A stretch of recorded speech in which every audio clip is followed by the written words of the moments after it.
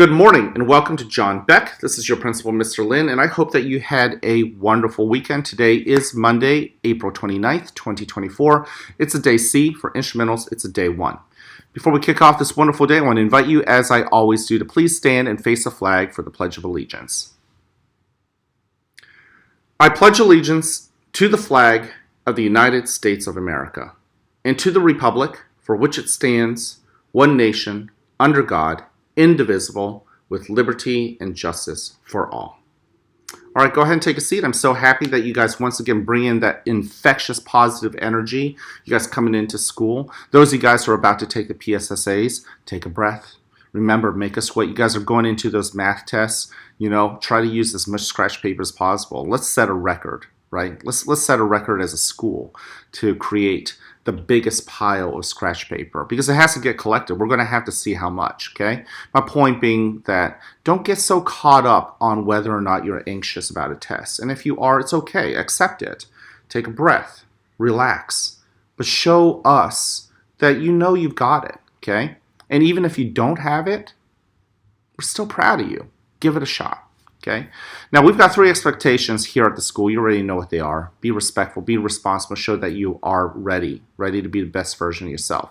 Today, I want to focus on respect. And before I dive into it, because there is a specific topic about respect that I want to bring up, I want to start us off with a story. And this is actually a true story. So many of you guys know that Mr. Lin and his family used to live down in Virginia. And every so often, we'll go down to Virginia. About 2 or 3 summers ago, we went down to the city of Lynchburg, very close to where we used to live in Roanoke. So if you've ever taken I-81 along the Blue Ridge, it's one of those cities down in Southern Virginia. Next to Lynchburg, there is a mountain called Sharp Top. It's a really famous mountain.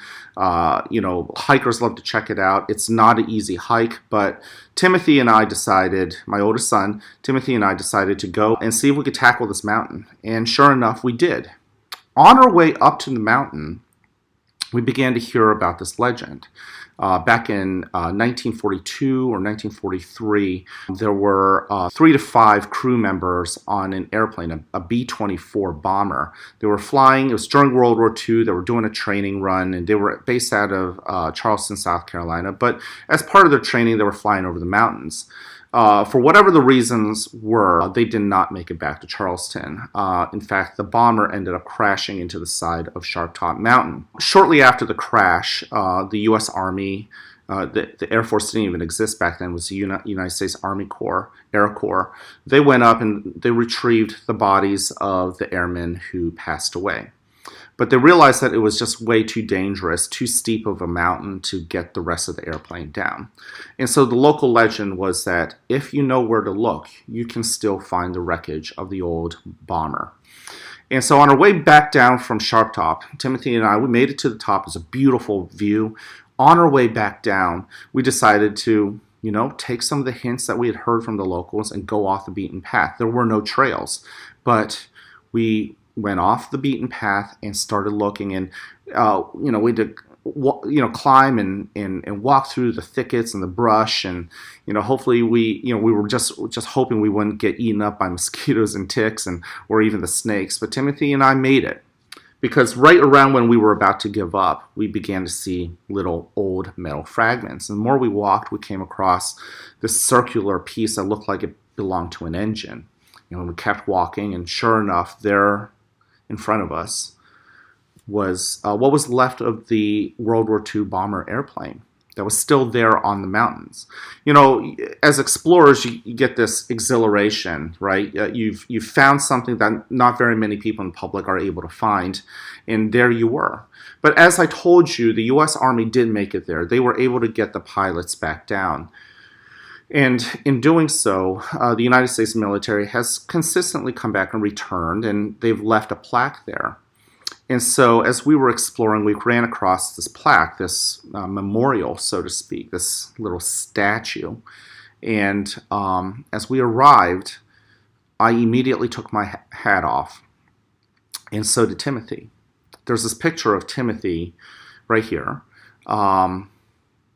where he is reading the plaque and he's paying respect to those soldiers who lost their lives, and he had taken his hat off. It was a very well received photo. There's Mr. Lin and Mrs. Lin. We used to teach in the military communities. It was a well regarded photo, and many people thought it was wonderful that a young man like Timothy remembered to take off what we call his head covering. It was a sign of respect. Now that brings us to respect, and here at John Beck. Okay, many of us love hats. You happen to know I'm a hat wearer. If I'm outside, I'm wearing a ball cap very often, okay? But when I'm inside, you'll notice that I try really hard and very rarely forget. Sometimes I still make the mistake, but the moment I walk in through the door, I take my hat off. Okay, so where did this tradition come from? Well, there are many theories out there, but a lot of people take it back to the days of the knights. If you know that in our military today, when soldiers meet their commanding officers, they'll salute. Well, that came from the days of the knights where they would lift their visor. To go eye to eye was a sign of respect. So back when they would lift their visors, that began the gesture of a salute. Well, same thing with a hat. Removing the hat is one way of showing your face. It's a sign of respect. And that's one thing that I feel like we are losing a little bit. Okay, among our boys in particular, but girls as well. When you guys come into John Beck, when you come into our schools, what I want you guys to continue to do is make sure to take off your hat. It's a sign of respect. It's, many of us look at hats like it's a fashion statement. Trust me, I do. Mr. Lin's got hats of all kinds. Okay, here's one hat. Kind of a newsboy hat.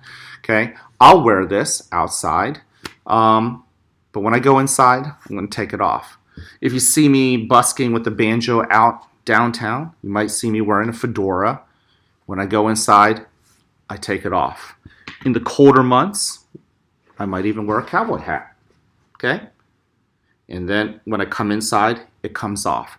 Now, it's not just hats. It could be beanies. It could be your hoodie. Okay?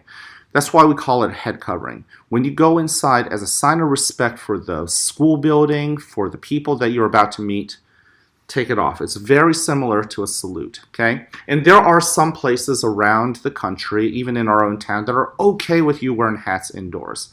But here at John Beck, as part of Warwick School District, we're still holding on to that old tradition that the hat is a sign of respect, or taking it off. The one exception would be, of course, some of you guys might know that different religions may wear certain head coverings for a reason. And we don't want to step on religion. And, for those of you guys who know about the Constitution, the First Amendment, we respect all religion. And so if it's a religious reason, of course, we encourage and celebrate you for wearing your religious head covering. But for our general fashion statements, one of the things I want to ask you guys to do is to be respectful. It's actually just one sign of respect.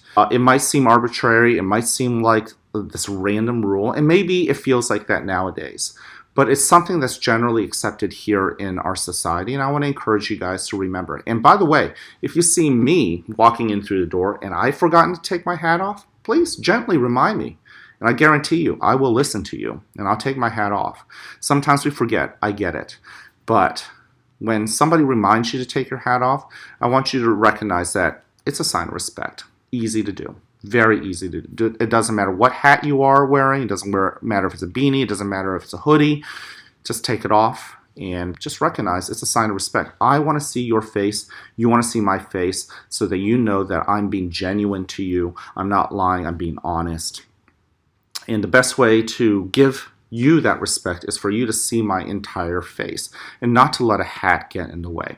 All right? That is my special topic for today. I've just had a couple conversations with some of our assistants as well as some of our teachers about wearing hats, and I thought that I should bring this topic up for you guys. The other thing too is, you might remember I did talk about it last year too, so we were due for a reminder, and that's what this morning announcements serves to be.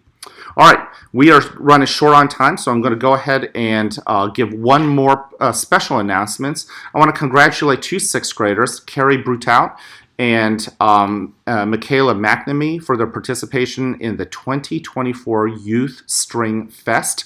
That was this past Saturday. Carrie played the viola, Michaela played the violin, and they were selected to represent Warwick and to play their instruments in this honor orchestra with string students from 8 different Pennsylvania counties. How cool is that? Congratulations to our wonderful students here at John Beck. All right, you know how I'm going to sign off, and that is this. I love you. I care about you. I'm here to encourage you. Love yourself. Give yourself the respect of taking off your hat. Give yourself the respect of believing that you can hack it on the PSSAs and not just manage it, but excel in it. And even if you feel like you're struggling through it, and you're going to honor yourself by putting in the fight, the energy, and the enthusiasm, honestly, to take on the test. All right? I can't wait to see you guys around. Have an awesome day.